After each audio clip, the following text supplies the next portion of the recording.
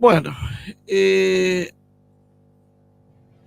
no, finalmente, bueno, estamos empezando a ver la respuesta rusa a estos ataques que ocasionó Ucrania, estos golpes que tuvieron que ver con lo que es la triada, con los bombarderos estratégicos rusos, que es verdaderamente las líneas rojas que tiene Rusia, ¿no? Esto acá no hay mucha discusión, no se pueden atacar los componentes del sistema estratégico ruso y causarles un daño medianamente importante sin que Rusia tenga una reacción grande.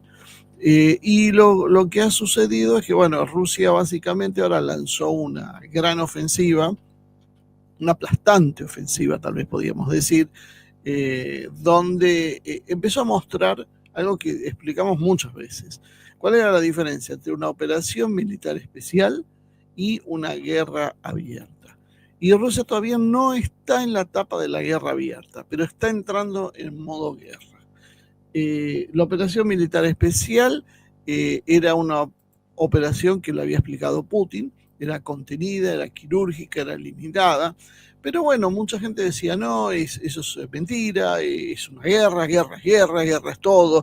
Es como cuando todo se le llama violencia, entonces todo es violencia verbal, psicológica, simbólica, y después viene alguien y te acuchilla y claro, ¿cómo lo catalogamos? También es violencia, pero bueno, hay violencias y violencia. Bueno, en la guerra pasa lo mismo. Putin lo que estaba diciendo es, esto es una actitud controlada, esto no es la guerra de verdad. La guerra de verdad va a venir en determinadas condiciones. Bueno, ahora nos empezamos a acercar a lo que es la guerra de verdad. Rusia está iniciando un proceso, podríamos decir, de destrucción de primero las infraestructuras militares que le quedaban a Ucrania. Claro, algunos podían preguntarse por qué no lo hizo antes, porque básicamente yo creo que precisamente Rusia lo que no había entrado en ese modo destructivo absoluto, estaba en un modo previo, en una etapa donde algunos blancos se atacaban y otros que podían tener usos duales o que afectaban demasiado a la población civil no eran atacados. Bueno, a partir de lo que pasó el otro día, Rusia está empezando a sacarse los guantes blancos y empezar a actuar de verdad. Entonces está destruyendo módulos de comando, está destruyendo bases de tropas, está destruyendo centros de entrenamiento, está destruyendo almacenes, está destruyendo todo lo que básicamente proveía a las estructuras militares ucranianas, tanto de gente como de equipos. Por otro lado, Rusia está empezando a golpear los edificios gubernamentales y está empezando a golpear ahora al estilo ucraniano, empezar a localizar jefes militares, por ejemplo, reclutador en Odessa, voló el auto de él con una bomba y atacar esos blancos. No lo hace probablemente directamente, son las tropas rusas lo que están haciendo, aunque no se descarta que pensemos a ver procesos de sabotaje intensos, ¿no?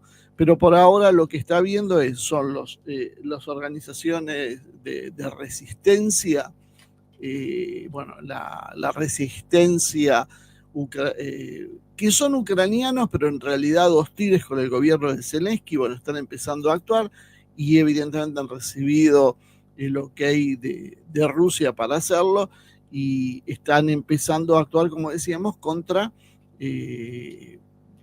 figuras simbólicas del régimen ucraniano y se espera que en el futuro empiece a verse esto mucho más repetido. Es decir, Rusia está empezando a embarrarse en la guerra y está empezando a mostrar lo que es la guerra de verdad. Lo que hasta ahora habían visto no era una guerra de verdad. Por eso era una operación militar especial. La guerra de verdad puede saltar a la guerra nuclear. Que lo que estamos viendo es nada con respecto al espanto que sería una guerra nuclear. Por eso también hay que ser muy cuidadoso cuando uno reclama acciones, cuando uno dice, no, pero Rusia tiene que hacer, hay muchas cosas en juego y son muy importantes las situaciones como para a la ligera reclamar un aceleramiento del conflicto o ir hacia un conflicto total. Sí hay posibilidades de evitarlo. Cuando se agotan las posibilidades, bueno, tal vez estemos hablando de otra cosa. Pero mientras tanto, bueno, hay que entender los tiempos que utilizaba Putin, porque había razones. El hecho de que el cielo de Ucrania se tiña de rojo hoy es una prueba de la bestialidad que puede haber detrás de una guerra. Entonces hay que ser cuidadosos. La idea de que Rusia era un país impotente porque no destruía a Ucrania en 2 días y todas esas sandeces que se han dicho del otro lado, del lado NAFO, ahora empiezan a ver que no era eso, era que Rusia en realidad no estaba apretando el acelerador y Rusia apenas está empezando a apretar el acelerador. Ojo con eso, todavía lo que tiene Rusia es muchísimo más poderoso de lo que estamos viendo. Estamos entrando ahora, podríamos decir, en un punto donde ya Zelensky con sus consignas no entusiasma a nadie, ni a los propios ni a los ajenos. Ya la idea de negociar la rendición de Ucrania vuela por muchos lugares, por ahí se discute cuáles son las condiciones, pero bueno, eso empieza a ser una cuestión inexorable. Ya todo el mundo sabe que Ucrania la guerra la perdió. No hay forma. Lo perdió Ucrania y la perdió la OTAN. Entonces, bueno, ¿cuál es el segundo paso? Acá empieza la complicación. La partida en realidad no se termina en Ucrania. Ucrania es una batalla de lo que se está jugando. Por eso no hay que perder la perspectiva. Estamos en una guerra mundial, donde Ucrania es un capítulo de esa guerra.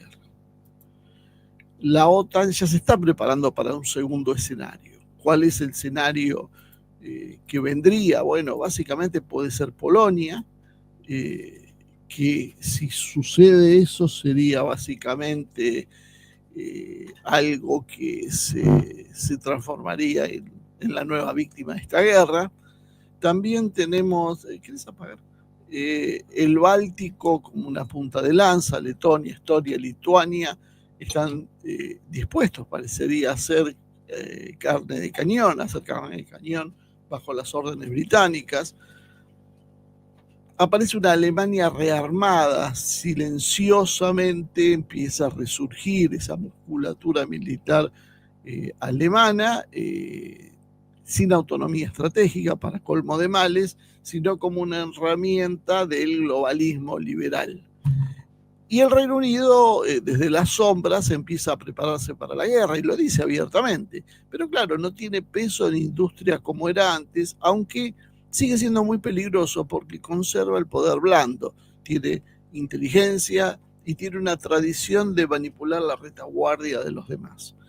Es quien en realidad presiona, infiltra, dirige y empuja desde la retaguardia a los países fronterizos con Rusia, ¿no?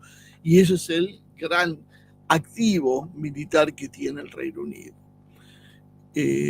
Hay cosas que empiezan a preocupar y que no terminan de encajar, porque en Polonia hay elecciones y aparece un nuevo gobierno más soberanista, más católico, con rechazo a las imposiciones y valores de Bruselas. Y esto es un problema, porque los polacos son todos básicamente antirrusos, pero hay antirrusos proeuropeos y antirrusos que no son proeuropeos, y estos son de los complicados. Vamos a ver cuál es la deriva de Polonia, pero se habla un interrogante de si Polonia seguirá en esta aceleración contra Rusia, dispuesta a chocar con un país con armas nucleares, o si realmente puede transformarse en una grieta en el flanco oriental de la OTAN, ¿no? Vamos a verlo. Rusia, además, acaba de denunciar que Ucrania está preparando un golpe con drones contra la flota del Pacífico, en Vladivostok o tal vez en puertos neutrales. Se pueda ver buques de carga con drones y con el mismo modelo de acción que tuvieron contra las bases en Murmansk, por ejemplo. Drones escondidos dentro de contenedores comerciales que en un momento se abren los techos y atacan lo que tienen cerca, que en este caso sería la flota del Pacífico. Esto, básicamente sería echar nafta al fuego, echar combustible al fuego, avivaría la reacción rusa y lo pondría a Putin sobre una mayor disyuntiva, hasta dónde tolerar ataques o aplicar represalias cada vez más y más severas, ¿no? Los misiles Kalibr no alcanzan ya para una respuesta. Si esto se produce y se produce una afectación de la flota del Pacífico, por lo tanto, del Pacífico, quien dice que no intentan hacer a otro lado. La denuncia sobre el Pacífico, pero bueno, esto puede pasar en cualquier lado. Esta idea, aparte, no es una idea nueva, es una idea que yo comentaba el otro día, que tiene que ver con los sistemas que se llaman Club Ken, que básicamente son barcos de carga que tienen contenedores, ¿vieron esos cargueros llenos de contenedores que hay? Bueno, dentro de esos contenedores, algunos de esos contenedores esconden misiles, que el barco puede estar en las proximidades de un puerto o puede estar directamente amarrado en un puerto y desde ahí descargar todo su arsenal, reduciendo a cenizas todo lo que esté a su alcance. Bueno, eso fue la versión inicial que iniciaron los rusos, pero bueno, ahora parece que la tecnología aporta algo nuevo con los drones y puede este mismo sistema o una variante de un sistema parecido usarse con los drones, que es lo que estaría haciendo la OTAN. Tampoco es una creación, por eso decíamos, de la OTAN, sino una forma de guerra asimétrica que había ideado Rusia a principios de los 2000 como una forma de poder golpear a Occidente, dado que en ese momento la supremacía militar de Occidente era mucho más marcada que ahora, y sobre todo en el área naval, donde para Rusia era muy difícil poder ponerse a distancia de tiro de los blancos occidentales, a no ser que utilizara bombarderos o misiles estratégicos. Esto era una alternativa más. Finalmente, bueno, aparecieron en escena un segundo eje que veníamos advirtiendo y que explica por qué tantos remilgos, tantas vueltas tienen los países con la idea de, bueno, quién negocia la paz y quién no, quién es el pacificador y quién es el que quiere salir del conflicto. Muchas veces, mucha gente dice, no, pero esto hay que terminarlo, y qué importa, y hay que actuar de manera dura, y denunciar lo que se hizo, y hacer volar por el aire a Putin o a Zelensky, según sea el bando que esté. Pero la realidad es que se está trabajando sobre algo distinto, que es un conflicto que hay en los modelos de retaguardia. En Europa Occidental aparecieron en estos días una serie de protestas contra el belicismo, que reclamaban austeridad, fin de la austeridad o fin del inicio de la austeridad seria, que es la que se plantea, lucha contra la inflación, pérdida de sentido colectivo. En realidad la guerra a esa gente le es ajena, porque se está peleando a miles de kilómetros de distancia y no miran la magnitud realmente de lo que está pasando. Pero empiezan a darse cuenta que por algún lado les golpean el bolsillo. Que esto era lo primero que fuimos advirtiendo. Si se van a meter en una guerra, se acabaron las inversiones en seguridad social, en bienestar social, y esas inversiones van a padecer al aparato militar, que es una máquina de destruir. Si yo construyo un puente, si yo construyo una carretera, si yo construyo un hospital, eso permanece en el tiempo. Si yo construyo una bomba, esa bomba explota y hay que construir otra nueva. Entonces la demanda de riqueza es enorme, gigantesca. Y eso se empieza a ver en la vida cotidiana. Todo va a empezar a restringirse. Bueno, algunos empiezan a ver que le empieza a golpear en el bolsillo. Y esto se monta también sobre una sociedad que no quiere ir a la guerra y que empieza a mostrarlo. Por otro lado, en Europa del Este y en lo que es la zona de influencia rusa, también hay protestas, pero esta vez son otro tipo de protestas. Son las ONG y las estructuras globalistas que intentan salir a la calle. ¿Qué quieren hacer? Obviamente debilitar los gobiernos prorrusos o ambiguos o que tienen una cuota de amistad. Es decir, en este caso el pretexto es la libertad, la democracia, la diversidad y los derechos. Entonces hay un frente doble, podríamos decir, hoy en combate. Empieza a surgir, empieza a verse, porque la guerra ya se hizo lo suficientemente larga para que las consecuencias sociales aparezcan en el tablero.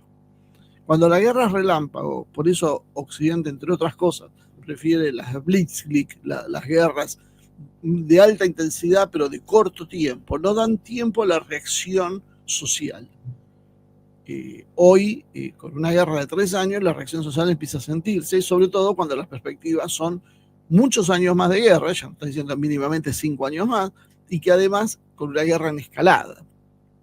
Entonces, en Occidente hay una revuelta social contra las consecuencias de la guerra, y en Oriente hay una revuelta que en realidad es inducida por los países, en los países que no se alinean con la OTAN.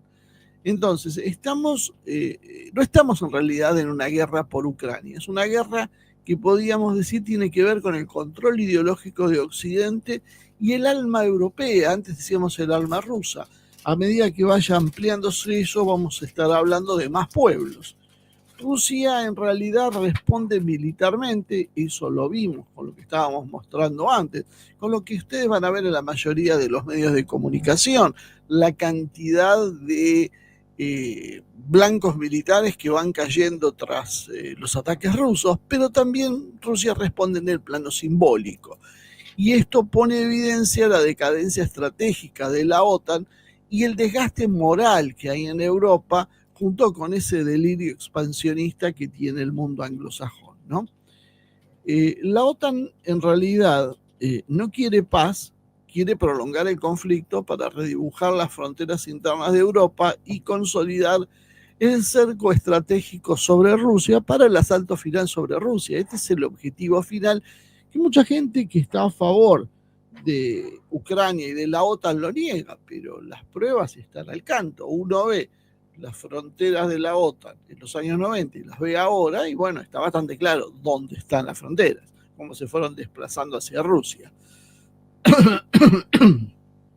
Por lo tanto, la guerra en sí hoy es multifacética, no es solo militar, es una guerra mediática, es educativa, es cultural, es moral, y las retaguardias también van a estar bajo ataque. Las calles de Londres, Berlín, Varsovia, Budapest, Moscú, todas son trincheras tan importantes como las que están en el frente de guerra.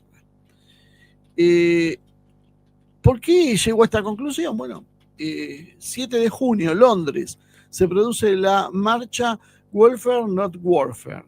¿Qué quiere decir eso? El bienestar no es la guerra, básicamente.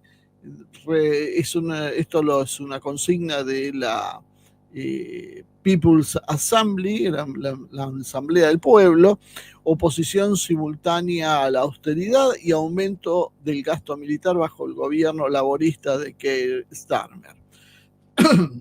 Hubo miles de personas que salieron con consignas como Tax the Rich, Nurses Not Nukes y Welfare Not Warfare, o sea, que le pongan impuestos a los ricos y que haya más enfermeras y no bombas nucleares, jugando con la pronunciación de nukes y nurses.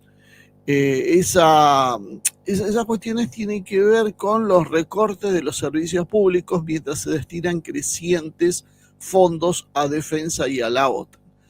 En España también hubo unas protestas el mismo día, simultáneamente marcharon de Atocha a la Puerta del Sol, algunos miles de personas. Los medios oficiales dan un par de miles, yo no descartaría que hayan sido más, si hubo gente que estuvo en esa marcha nos podría contar. ¿Contra qué? Contra el presupuesto militar del 2% del PBI. Bueno, yo les cuento que tienen que ir al 5 mínimo para empezar a hablar. Si están protestando contra el 2, agárrense porque va a ser bastante más que el 2. Participó, bueno, Podemos, la Izquierda Unida, el movimiento Sumar, que denuncia la hipocresía del gobierno frente a las prioridades sociales, al tiempo que manifestaron apoyos a Israel. Es toda una mezcolanza de ideas que que yo creo que, bueno, después voy a explicar por qué creo que se da esto, porque evidentemente Podemos y la izquierda unida ahora salir a protestar por esto, es el colmo de la hipocresía. Pero bueno, bienvenido que alguna vez se despierten, aunque después contaminan las razones reales de la protesta, y esto no es un tema económico solamente. En Bélgica sí, la manifestación fue más grande, la última que hubo, 60.000 personas en Bruselas protestaron contra un paquete de austeridad del gobierno belga, recortes al desempleo y a las pensiones, hubo movilización de sindicatos. Hace un tiempito más atrás, en Hungría había habido protestas en Bucarest contra la ley que restringe la transparencia y busca callar las libertades cívicas. Fíjense los motivos por los cuales en los países que son más amigables a Rusia se protestan, porque siempre hay problemas con la transparencia, son críticas como difíciles de entender y difíciles de creer que movilicen masivamente a la gente, pero bueno, en algunos lados lo hacen. La protesta había sido en el Puerto de la Libertad y se extendió a 16 ciudades. En los primeros meses del año también hubo protestas en Eslovaquia contra las políticas prorrusas de Fico, de Fixo, suspensión del apoyo militar a Ucrania y retórica euroescéptica. Fíjense qué cosa curiosa, ¿no? La gente salir a protestar porque no se apoya militarmente a Ucrania. Realmente son esas cosas que uno a veces le escapa de su asombro, ¿no? ¿Qué quieren los que salen a protestar? ¿Una guerra con Rusia? Saben de qué están hablando, pero bueno, parece que sí, que eso es lo que quieren. Y las protestas fueron en Praga y en Cracovia también. También acá lo que yo creo que empezamos a ver es primero que hay un contexto europeo que es extremadamente sensible, ¿no? Las sociedades europeas con sistemas de bienestar frágiles se muestran obviamente reacias a los recortes sociales y a la militarización. O sea, quieren entrar en guerra muchos, pero no quieren pagar la guerra y no quieren sufrir las consecuencias, lo cual es una cosa bastante complicada. Y hay otros que significan que en los papeles están dispuestos a todo eso, pero vamos a ver cuán dispuestos esté cuando llegue el momento de hacerlo de verdad. Los gobiernos en realidad enfrentan una resistencia que combina entonces la lucha contra la austeridad, contra el rearme y las políticas agresivas. También hay frentes que se están armando en el Reino Unido, gremios y colectivos que se unen contra lo que es la austeridad y la guerra, mientras que en España es las fuerzas izquierdas y progresistas contra la hipocresía social, y en Bélgica es la fuerza sindical en realidad la que se ha movilizado. En Eslovaquia la sociedad se mueve a través de ONG que atacan el giro autoritario y exteriorista del gobierno. Y las formas de metodología varían, ¿no? Marchas grandes en centros urbanos, como sucede en Londres o en Bruselas, huelgas sectoriales en España sobre las metalúrgicas, protestas silenciosas en Hungría que denuncian la intolerancia política y la movilización nacional de defensa de valores europeos en Eslovaquia. Nada nuevo bajo el sol, podríamos decir. Y esto choca y hace ver las diferencias entre estas sociedades occidentales, ¿no? Reblandecidas contra los gobiernos con premisas más duras, más centralizadas y con retóricas más belicistas. Aunque esto podíamos ponerlo entre paréntesis, ¿no? Porque últimamente si uno escucha la retórica belicista de Francia o de los países bálticos o del Reino Unido, se encuentra con que, bueno, esto no le va a la saga. Pero la realidad es que las sociedades, en realidad, europeas, occidentales no están en condiciones de soportar las mismas presiones que la sociedad rusa o china o coreana del norte. Evidentemente hay diferencias en la forma de vivir, de pensar, de existir y en las experiencias históricas, ¿no? Básicamente entonces acá hay una discusión que empieza a ser económica, que fíjense que no tiene que ver, no están protestando por los muertos que hay en Ucrania, están protestando por el bienestar. O sea, básicamente es, nos están tocando el bolsillo y vamos a vivir peores. Entonces no les importaba mandar armas para que maten rusos o ucranianos, siempre y cuando esas armas estén en un almacén y nadie las usaba y a nadie le importaba. Pero cuando ya les están diciendo, miren que ahora van a tener que prescindir de días de vacaciones o trabajar más horas o no van a poder calefaccionarse de la misma manera, la reacción empieza a aparecer. Bueno, esto es lo que uno advierte como fragilidad de alguna manera en esas sociedades y que lamentablemente grafica sociedades que son indiferentes, con personas que son muy materialistas. Realmente, por supuesto que no son todos así, pero es lamentable que los gobiernos que tienen, que por lo visto no salen de la nada, les responden sociedades que están contaminadas. Y un poco nos pasa a nosotros lo mismo también por estos lados. La gente solo se moviliza si se le toca su bolsillo. Esa es la única razón que puede movilizarse y a veces ni ahí, porque en la Argentina están tocando el bolsillo y ni siquiera así se moviliza la gente. Pero la realidad es que lo único que le interesa es lo personal. Y si no se moviliza porque le tocan su bolsillo, no es porque sean buenos, es porque dicen no vale la pena el esfuerzo, total no voy a cambiar nada. Y esto empieza a aparecer entonces como una resistencia tácita a la militarización, que contrasta con lo que sucede en las sociedades con gobiernos o sistemas que han tenido una historia militar reciente y que buscan otro tipo de acciones, ¿no?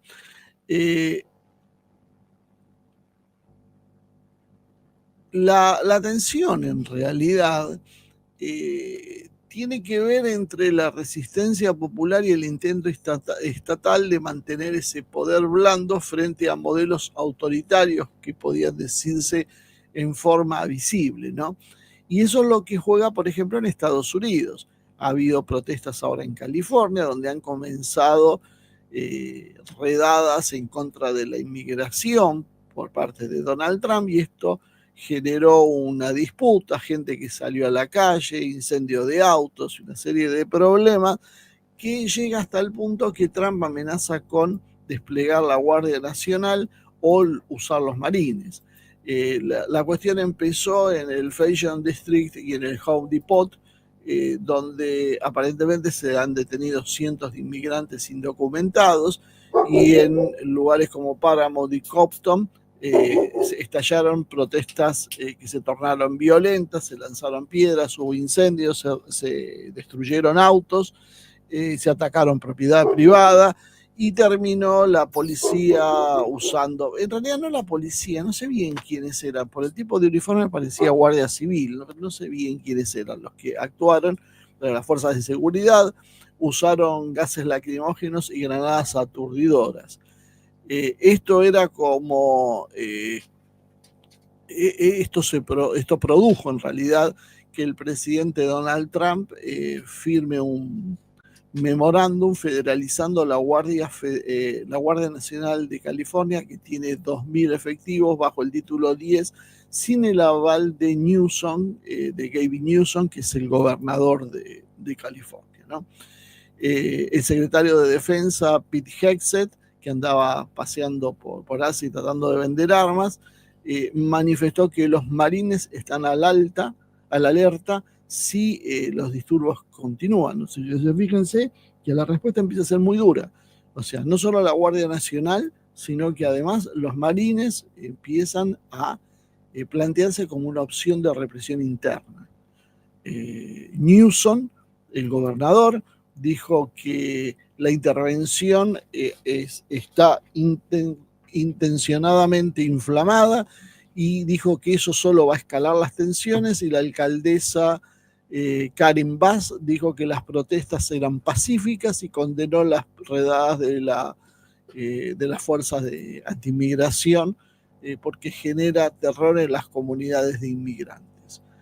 El equipo de Trump, incluyendo a Stephen Miller y Tom Homan, calificaron de disturbios de insurrección violenta y justificaron la intervención militar. La Guardia Nacional entonces se federaliza por primera vez desde 1965 y con la amenaza de utilizar los marines, el riesgo militar empieza a estar presente y muestra que por lo menos lo que está apelando esta vez Trump, dada la experiencia que tuvo con Black Lives Matter y Antifa en su gestión anterior, parece que va a ser mucho más dura de lo que fue en ese momento. Y acá vemos entonces la confrontación en Estados Unidos entre el gobierno federal, partidario del uso de una militarización drástica, y autoridades locales que buscan la defensa del control estatal y la respuesta proporcional, aunque en el fondo choca la narrativa de Trump por la ley y el orden frente a los derechos civiles e inmigración, pero también hay un problema porque Trump ya ha dicho en otras oportunidades que acá lo que hay es una inacción policial porque las gobernaciones demócratas promueven los disturbios. Esta discusión ya estuvo presente en la anterior administración de Trump. Y esto, bueno, muestra entonces el clima que se esté dando de rarezas internas y las complicaciones que hay. Cuando uno ve, eso sí, lo que pasaba en Estados Unidos, no tanto, porque en Estados Unidos fue violento realmente lo que pasó, pero cuando ve las marchas, por ejemplo, en el Reino Unido, y ve bailes, performance, carteles aparentemente ingeniosos, flashes artísticos, expresiones de identidad personal, ese tipo de protestas, básicamente uno empieza a darse cuenta que en realidad esto es la consecuencia de tantos años de globalización y de alguna manera estupidización de masas. Los sistemas que están usando para protestar eran los mismos que antes usaba, por ejemplo, las feministas y los movimientos LGBT para luchar por sus derechos. Pero claro, no luchaban por sus derechos contra alguien que se los intentaba quitar. Luchaban contra sus derechos contra alguien que los empujaba a salir a la calle. Ahora están luchando por sus derechos contra gobiernos que no necesariamente están de acuerdo con parar la guerra, más bien todo lo contrario. Por lo tanto, esto empieza a mostrar que básicamente no es una amenaza al orden establecido, no genera presión estructural, y son acciones realmente absorbibles por el sistema, ¿no? Funcionan en realidad como caricaturas de movilizaciones que en el pasado eran muy distintas. En el pasado las movilizaciones eran masivas, pero con voluntad de ruptura, se asociaban a estructuras de poder real como partidos políticos, sindicatos, etcétera, y muchas veces estaban dispuestos al choque directo. Hoy, ¿qué es lo que pasa? Hoy hay otra forma de protestar, en Occidente por lo menos, porque este mismo modelo no es llevado en los gobiernos. Fíjense que este mismo modelo no es utilizado en los países amigos de Rusia. Ahí las protestas son extremadamente violentas. Cada vez que hay una protesta, como pasó en Kazajistán en el 2022, uno ve una acción realmente profundamente agresiva, muy violenta, con incendio de edificios públicos, saqueos, asesinatos y demás. Y esto no se ve en Occidente, porque en Occidente el diseño, porque los que han diseñado esto son en realidad todos occidentales, es de funcionar como una válvula de escape y no como una opción de cambio real. Entonces, en realidad lo que parece una forma civilizada de protestar que hay en Occidente con los bailes y esas cosas, en realidad no es una evolución moral, sino un signo de debilidad estructural, dado que las élites están blindadas porque tienen el control económico, político, mediático, judicial, digital, etcétera, etcétera, mientras que entonces las protestas creativas o pacíficas, como las que se ven en los movimientos de Ni Una Menos y esas cosas, en realidad no son peligrosas para ellos, les son funcionales porque descargan tensiones y canalizan frustraciones sin alterar el rumbo del poder. Por eso, todas esas ideas y esas marchas nunca fueron revolucionarias, sino simplemente fueron herramientas que usaba el poder para redirigir la opinión pública hacia donde quería y en algún caso para aliviar una tensión social, como sucede ahora con la presión por la guerra. En Estados Unidos la cosa no está siendo tan así, dado que la protesta es violenta y controlada y se la ha permitido hasta determinados límites, pero porque tiene que ver con el juego político interno de reordenamiento, buscando eliminar en realidad a adversarios y fortaleciendo de esa manera el control sobre todos, digital y legal, ¿no? Hay diferencias, lo que vimos en Kazajistán o lo que vimos en Georgia recientemente, son en realidad movilizaciones minoritarias en función de la cantidad, o en Bielorrusia, en función de la cantidad de población. La inspiración nace en ONGs y redes externas al país, organizadas por mecanismos globalistas de presión, pero en realidad sin una sustancia movilizadora interna. Parecen en realidad actos de escena, de puesta de escena, y no tanto un acto de un levantamiento popular, y por lo tanto solo funcionan o como mecanismo de contención y no de cambio, o como plataformas para que sí luego aparezcan grupos de paramilitares que son quienes efectivamente van a hacer la toma del poder. En realidad estas movilizaciones en Europa están diseñadas como válvulas de escape. En la era postdemocrática que hablábamos ayer, las protestas ya no son el problema, sino son parte de la solución del mismo sistema, porque le permiten al sistema mostrar libertad de expresión, legitimar su imagen, canalizar la rabia social, la bronca, el desahucio, sin ningún costo social real. Todo en definitiva es para mostrar que hay una disidencia, pero que no amenace esa disidencia el control real de las élites, ¿no?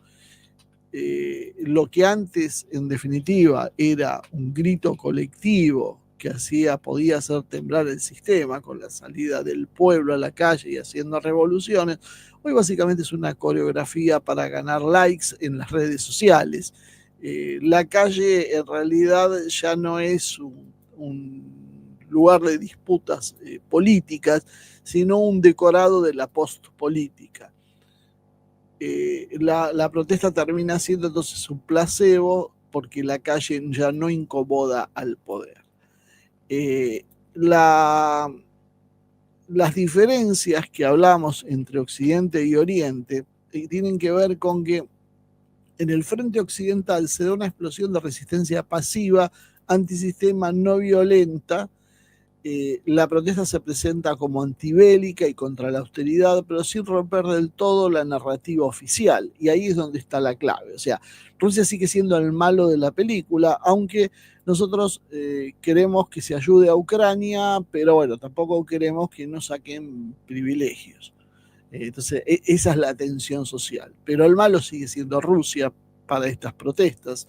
No hemos visto, por ejemplo, que haya cambiado y que se denuncie lo que realmente es el papel de la OTAN y lo que se está intentando hacer. Por otro lado, se utiliza para presionar a algún gobierno circunstancial, pero no para tumbar el modelo liberal democrático. O sea, no es para cambiar el modelo, sino en todo caso para, bueno, no nos gusta demasiado este primer ministro o ya se agotó su imagen, hacemos unas protestas, lo sacamos y ponemos a otro que lo reemplace para que nada cambie. O sea, básicamente canalizar la frustración sin permitir rupturas reales. en el sector amigable a Rusia, podríamos decir, en los países amigables a Rusia también se activa un complejo sobre la base de democracia, libertad, diversidad, pacifismo, pero que ataca todo lo que se acerque a Moscú, incluso moderadamente. No hay espacio para ser ni siquiera neutral. Básicamente, ahí se busca desestabilizar a esos gobiernos. Entonces ahí vamos entendiendo lo que yo hablaba al principio de los distintos lugares, ¿no? Nadie quiere aparecer como el agresor, por eso vemos las infructuosas negociaciones en Estambul.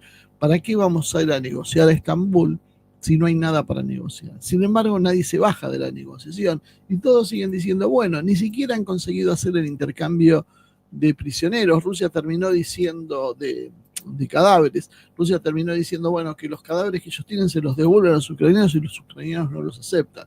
Entonces, ¿para qué seguir con esto? Porque en definitiva, nadie quiere aparecer como el agresor. Todos simulan buscar la paz, pero en realidad se están preparando para el conflicto, están luchando el conflicto. La OTAN habla de defensa de la democracia, Rusia habla de desmilitarizar y desnazificar, China, por ejemplo, que está agazapado, habla de invocar el sentido común, pero la realidad que lo que empieza a aparecer es que estamos en una guerra híbrida, en una guerra donde la retaguardia es un campo de batalla. La guerra se libra entonces no solo en los frentes de batalla, se libra con las narrativas, emociones y sentidos comunes. La población básicamente es moldeada para aceptar el conflicto o resistirse, según convenga a quien esté al mando en el momento, ¿no? La guerra híbrida, entonces, no se libra solo con tanques, se libra con ideas. Se infiltra ideas en el enemigo. El enemigo ya no está solo en el frente, sino en el aula, en la red social, en la ONG, en la protesta callejera, en cualquier lado puede ser. Y lo curioso es que los pacifistas que utilizan esos métodos que yo decía infructuosos, pueden estar haciéndole el juego a Washington o a Moscú sin saberlo siquiera, porque en realidad generan disturbios. Lo que pasa es que la habilidad que tuvo Occidente fue de generar una forma de protesta que es simbólica, como decíamos antes, y que no modifica las estructuras reales. En la cuestión del este, los demócratas que salen a la calle básicamente siguen el guión de la CIA, el guión del globalismo liberal, y allí está pensado para que sean cosas mucho más disruptivas y de cambio de régimen. Por eso después se traducen en esa violencia, ¿no? Pero en el fondo lo que nosotros vemos es un combate entre dos modelos, uno basado en el individuo, el consumo y la diversidad presentada como un capital domesticado al servicio de los poderosos, mientras que el otro en realidad se opone al Estado, a la soberanía, a la disciplina y al control interno. Entonces, en realidad lo que vemos es una guerra híbrida simple. No es una guerra híbrida simple, es algo que va más allá, porque es una guerra donde están en juego símbolos, conceptos y percepciones. Por eso es una guerra por las mentes, en primer lugar, porque el que va a luchar por una decisión. Si mentalmente lo dominaron antes de la lucha, esa lucha terminará siendo estéril. Entonces, las protestas, lejos de ser espontáneas, son ecos de un conflicto donde cada mando, ya sea el bloque de la OTAN o el bloque de Rusia, activa su retaguardia blanda. Lo que se juega no es solo entonces territorio y recursos, sino también el alma de sus sociedades, su moral, sus valores, su adhesión, su pensamiento, el rechazo o la adhesión al régimen vigente. El mundo en realidad está al borde de una destrucción básicamente, y el globalismo se ha puesto a la defensiva, y este es el gran problema, porque lo que estamos viendo no es solo una escalada militar, es el reflejo básicamente de un modelo que se agota. el orden global liberal que impulsa el mundo anglosajón está en una situación muy complicada, una especie de doble jaque, podríamos decir. Por un lado, se ha encontrado con el ascenso de Trump en los Estados Unidos, que rompe el consenso de la guerra, que amenaza con desfinanciar a Ucrania, con desbostar las estructuras transnacionales que sostienen el poder. Trump cuestiona la OTAN, Davos, el FMI, la ONU y la agenda woke, básicamente los pilares sobre los que se había edificado ese mundo, mientras que desde fuera viene el avance de Rusia, que es cada vez más implacable, y la consolidación del eje euroasiático, con una China que cada día tiene más cuotas de poder y un sur global que empieza a retobarse, a molestarse con los alineamientos automáticos de Washington, por lo menos en muchos países. Ahí, en ese cuadro, es donde aparece el ataque estratégico contra las bases navales y la amenaza a la flota rusa en el Pacífico. Y eso no es simplemente una operación táctica, sino es una maniobra desesperada para provocar la reacción rusa violenta que permita justificar una guerra que está perdiendo sentido hasta para los propios aliados. Ahí es donde está el problema. Se necesita forzar la reacción de Rusia, una reacción desproporcionada. ¿Para qué? Para que esa molestia en las sociedades occidentales no crezca, para que esa molestia siga manteniéndose en bailecitos y cuestiones decorativas como hicieron el otro día, y no salgan realmente las masas a la calle a romper todo. Ese es el riesgo que tiene Occidente, que de alguna manera Rusia intenta, aunque no tiene demasiada fuerza para conducir esas maniobras y conmover la retaguardia enemiga, pero en realidad lo que está saliendo es gente confundida, gente que piensa y creía en una serie de cuestiones que le han dicho y que hoy se está dando cuenta que por ahí no son tan así, pero todavía no termina de entender el juego, porque sigue creyendo que Putin es un dictador malo, homofóbico, y que hay que luchar contra él. Entonces hay una disociación en el pensamiento de esa gente que por ahora la mantiene estéril, pero si esto se mantiene con el tiempo, esto puede progresar y transformarse en algo peligroso para el sistema. Y en una guerra total, una guerra a largo plazo, una guerra que siga escalando, esto va a ser definitorio. Si no hay voluntad de lucha en Occidente, la lucha está perdida de antemano. Por eso el globalismo está apelando a este tipo de acciones. Básicamente, acelerar de alguna manera el conflicto para tratar de producir un abroquelamiento detrás de sus ideas y detrás de la agresividad. Entonces acá no hay una disputa por cuestiones económicas o por espacio. Eso es apenas una herramienta. Acá lo que hay es una disputa por un cambio de poder mundial, por un cambio de modelo mundial. Hay un eje que se está saliendo, que se está desviando y está emergiendo algo nuevo. Bueno, eso nuevo que está emergiendo es lo que realmente empieza a aparecer en escena. Eso es lo que empieza a jugarse. Y eso es lo que, en definitiva, va a determinar en buena medida las posibilidades de éxito o no. Por eso, las manifestaciones en Europa, las manifestaciones en Estados Unidos y las nuevas acciones, estas que ha hecho contra los bombarderos estratégicos y la amenaza contra la flota del Pacífico, en realidad son todas consecuencias de un globalismo liberal que ve cómo está siendo aplastado por la realidad del mundo multipolar y busca abortar ese proceso a como de lugar, escalando esto hacia una guerra total.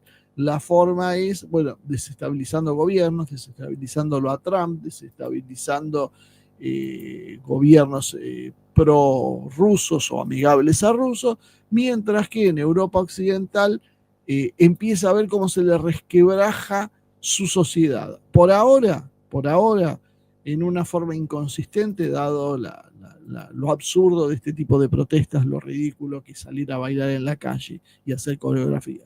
Pero esto no va a ser para siempre.